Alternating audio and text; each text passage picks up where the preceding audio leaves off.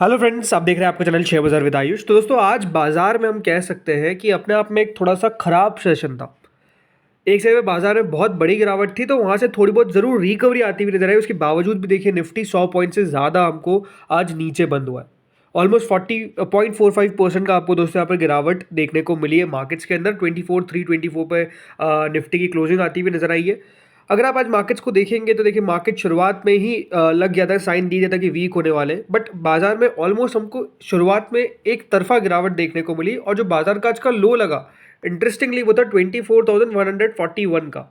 अब जब दोस्तों बाजार इतना गिरता है तो ऐसा लगता है कि बाजार में कुछ ना कुछ खराबी आ रही है, बट उसके बाद हमको मार्केट्स में रिकवरी देखने को मिली और 24,141 से निफ्टी ने 24,324 पे जाके क्लोजिंग दी। तो आप समझ सकते हैं कि यहाँ पर मार्केट्स के अंदर एक गिरावट के बाद थोड़ी सी रिकवरी देखने को मिली, बट गिरावट क्योंकि थोड़ी सी बड़ी थी, इसके कारण हमको दोस्तों बाजार स्टिल 100 पॉइंट से ज़्यादा नीचे जाकर बंद होता हुआ नजर आया।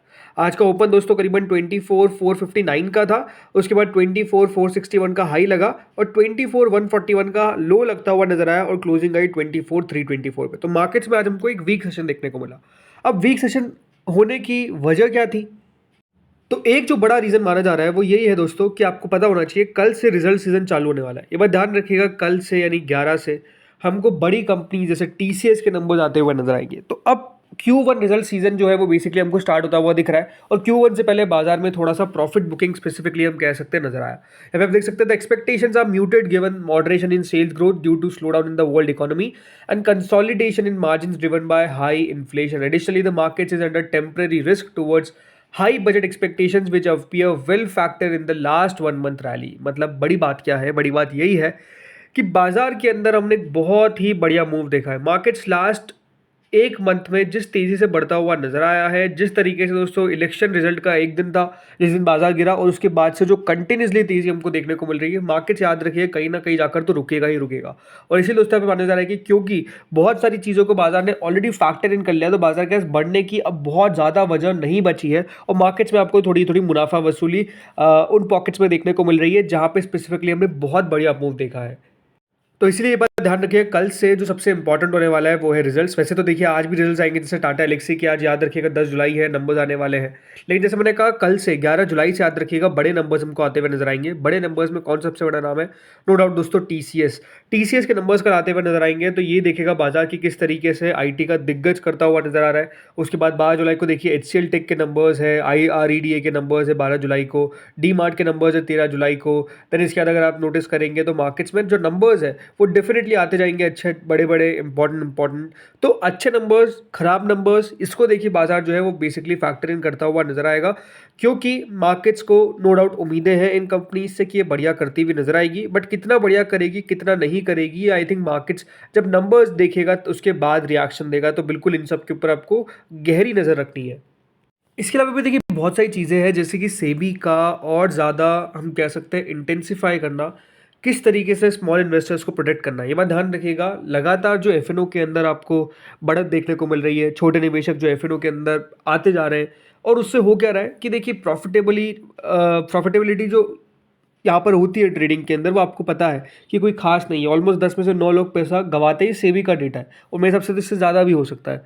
सो इसलिए दोस्तों सेबी भी चाहती है कि किस तरीके से जो मार्केट की बहुत गलत वॉल्यूम्स होती हुई नजर आ रही है, इसके ऊपर सेबी रोक कर है, राइट। इसलिए दोस्तों लगातार आपको पता है सेबी जो है वो बेसिकली अब 7 यहाँ पर प्रपोजल्स लाई है और एक एक्सपर्ट पैनल बनाया गया है ताकि वो स्मॉल इन्वेस्टर्स को प्रोटेक्ट कर सके। इसलिए दोस्तों आप यहाँ पे नोटिस करेंगे, लगातार दोस्तों सेबी जो है वो कोशिशें कर रही है कि किस तरीके से जो छोटे निवेशक है एटलीस्ट उनको बचाया जाए, उनका पैसा यहाँ पर बचाया जाए। इसीलिए यहाँ पे सेबी ने 7 ऐसे प्रपोजल्स लाए हैं जिसके अंदर वो रैशनलाइज कर रही है या फिर वीकली ऑप्शंस के अंदर लिमिट लाने की कोशिश कर रही है। ये कोशिश लगातार आपको सेबी की देखने को मिल रही है। सो आई थिंक ये भी एक बड़ा फैक्टर है कि देखिए मार्केट के अंदर सेबी नहीं चाहती कि ज़्यादा एफएनओ को लेकर लोगों का बीच में रुझान रहे, स्पेसिफिकली छोटे निवेशक के बीच में, क्योंकि यहाँ पर ज़्यादा देखिए पैसा बनता नहीं है। और नो डाउट देखिए बाजार में जो लगातार सट्टा चल रहा है उसको भी बाजार में रोकने की कोशिश लगातार मेरे सबसे सेबी करती हुई नजर आ रही है। और इसके ऊपर भी सेबी का जो फोकस है वो आई थिंक मार्केट पर भी असर थोड़ा सा डाल रहा है। आज भी देखिए डेटा निकल कर आया जिसमें क्या लिखा हुआ है, small traders big game, 80% of traders do turnover of less than 10 lakh. ये दोस्तों आज एनएससी के डेटा ने बताया। सब समझ सकते हैं कि यहाँ पर 80% ऐसे ट्रेडर है जिनकी वैल्यू 10 लाख से भी कम है, राइट। तो ये आप समझ सकते हैं कि देखिए किस तरीके से चीज़ें चल रही है। Out of the 45 lakh active traders, 35 lakh traders are trading with such turnover of less than 10 lakh. ये दोस्तों बेसिकली एनएससी के डेटा ने बताया। तो आप समझ सकते हैं कि छोटे निवेशक कौन, यही छोटे निवेशक हैं जो लगातार दोस्तों 80%, हम कह सकते हैं ऑलमोस्ट 80% ऐसे हैं जो 10 लाख से भी कम का यहाँ पर वॉल्यूम करते हैं, बट सिंपल सी बातें ट्रेड करते हैं। अब सट्टा ही बोल सकते हैं हम इसको, राइट। इसलिए जैसे मैंने कहा, सेबी का जो एक्सपर्ट पैनल है इन सब के ऊपर रोक लगाता हुआ नजर आएगा, इनकी लिमिट को इंक्रीज करता हुआ नजर आएगा, ताकि ये जो ट्रेडिंग है इसको सेबी, हम कह सकते हैं, बैन तो कर नहीं सकती है, बट नो डाउट दोस्तों जो उत्साह, वो हम कह सकते हैं ना यहाँ पर, जो उत्साहित करना, जो प्रोत्साहन देना, वो सेबी नहीं करेगी, बल्कि सेबी चाहती है कि आप इससे दूर रहिए। और नो डाउट दोस्तों इसको लेकर जैसे मैंने कहा, सेबी लगातार कोशिशें कर रही है। जैसे कि आप देखेंगे, by increasing the minimum derivative contract value to 30 lakhs, they are trying to curb the participation of these retail traders. If SEBI data conclude that 9 out of 10 traders who lose money in FNO belongs to these turnover category, they might definitely implement the new rule. ये basically माना जा रहा है। तो आप समझ सकते हैं कि जो पूरा एफएनओ का गेम है उसके ऊपर सेबी का लगाम है, लगाम लगने की कोशिश कर रही है। अब कितना देखिए लगा पाती है, ये देखने वाली बात होगी, और ये आई थिंक समय बताएगा। बट द थिंग इज कि इसको लेकर भी देखिए बाजार में थोड़ा सा सेंटिमेंट अभी हमको नेगेटिव होता हुआ नजर आ रहा है। मेरे हिसाब से ये भी एक बड़ा फैक्टर है। अब कुछ और इंपॉर्टेंट बातें, तो आप सबको पता ही है दोस्तों, हर महीने बेसिकली जो म्यूचुअल फंड का डेटा होता है वो एमएफआई के द्वारा रिलीज किया जाता है। और अब पहली बार ऐसा होता हुआ नजर आया, इनफ्लोज तो बड़े हैं, बट क्वांट म्यूचुअल फंड से पहली बार ऐसा हुआ है कि एक आउटफ्लो देखने को मिला है।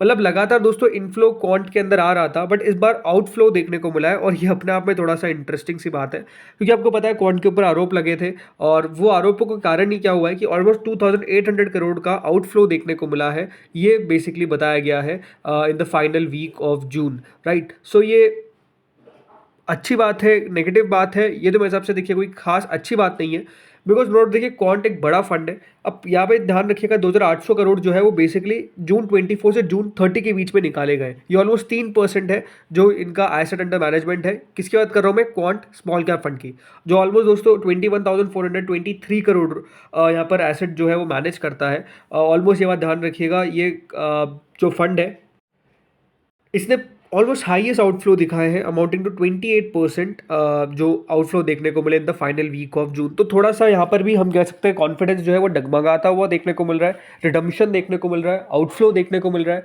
जो आउटफ्लो हमको लगातार देखने को नहीं मिल रहा था म्यूचुअल फंड्स के अंदर। अब क्वांट ऐसा म्यूचुअल फंड हो चुका है जिसके अंदर हमको आउटफ्लो नजर आए। जैसे मैंने कहा, टोटल जो नेट एसआईपीज है वो तो पॉजिटिव ही है, वो बढ़ती हुई नजर आ रही है, बट क्वांट के अंदर स्पेसिफिकली हम कह सकते हैं यहाँ पर आउटफ्लो देखने को मिल रहा है, जो भी देखिए बाजार के लिए कोई बहुत अच्छी बात तो नहीं है। इसके अलावा जो एक इंपॉर्टेंट न्यूज़ निकल कर आई थी वो यही थी कि एचडीएफसी डिफेंस फंड ने बेसिकली नए एसआईपी रजिस्ट्रेशन को हॉल्ट कर दिया है फ्रॉम जुलाई 22।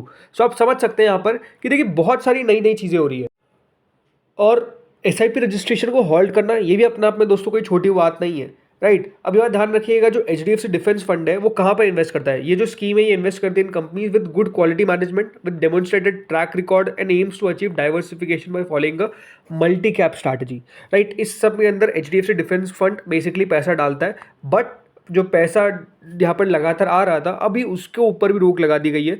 अब ये देखिए बहुत सारे कारण हो सकते हैं, राइट, लेकिन मेरे हिसाब से एक कारण यही है कि मार्केट्स में अभी थोड़ा सा वैल्यूएशंस को लेकर चिंता है। वैल्यूएशंस को लेकर देखिए मार्केट जो है वो सचेत होता हुआ नजर आ रहा है, और इसलिए माना भी ये जा रहा है कि टिल बजट बाजार के अंदर हो सकता है कि आपको तेजी देखने को मिल जाए, बट आफ्टर बजट हो सकता है कि बाजार एक लंबे कंसोलिडेशन में देखने को मिले। अब ये बात बिल्कुल आप सही कहेंगे कि देखिए कब से कहा जा रहा है कि बाजार में गिरावट आएगी आएगी आएगी, बट कुछ हो नहीं रहा है, बल्कि बाजार लगातार तेजी कर रहा है। ये अपने आप में बिल्कुल सही बात है, बट हमेशा ये बात ध्यान रखिएगा, थोड़ा सा आप लोगों को भी अपने पोर्टफोलियो के ऊपर निगरानी रखनी चाहिए, और ये देखना चाहिए कि कहाँ पर आपको लगता है कि वैल्यूएशन सस्टेनेबल नहीं है। क्या कोई शेयर आपको बहुत ज़्यादा तेजी से बढ़ता हुआ नजर आ रहा है, बल्कि कंपनी के अंदर उतना दम नहीं दिखता है आपको साफ साफ, तो फिर आपको देखिए यहाँ पर रिबैलेंसिंग करना आना चाहिए, ये सबसे इंपॉर्टेंट बात है।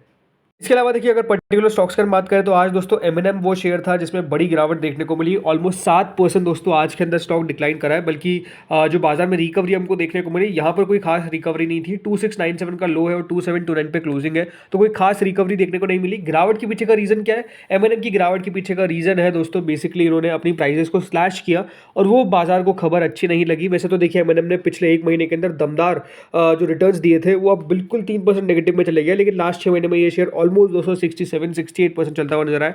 तो एक वन वे हमको मूव बहुत अच्छा देखने को मिला, बट आज हम कह सकते हैं मुनाफा वसूली एमएनएम में देखने को मिली। वहीं अगर मैं बात करता हूँ MCX के बारे में, तो MCX में भी दोस्तों आज के दिन गिरावट देखने को मिली करीबन 4% से ज़्यादा की। लगातार दोस्तों MCX में हम कह सकते हैं जो मूव आया लास्ट 6 महीने के अंदर वो एक कंसोलिडेशन बना था। ऐसा लग रहा था कि हमको एक बड़ा मूव देखने को मिल सकता है, बट कल भी खबर निकल कर आई थी जिसमें आपको पता है MCX में ट्रेडिंग को लेट स्टार्ट किया गया, राइट। लेकिन कल के दिन हमको बढ़त देखने को मिल गई, लेकिन आज दोस्तों स्टॉक में हमको एक प्रेशर देखने को मिला और 5% एक दिन के दौरान ये गिरा है। वहीं दोस्तों जो तेज़ी है वो कहाँ पर है, वो है RVNL में, लगातार बढ़ता हुआ नजर आ रहा है। बल्कि इतनी तेज़ी कोई सोच नहीं सकता जितनी RVNL कर रहा है। आज 13% से ज़्यादा बढ़ता हुआ नजर आया। पिछले 5 दिन में 45% ये शेयर चल चुका है, एक महीने में 65% चल चुका है और लास्ट 6 महीने में 212% चल चुका है।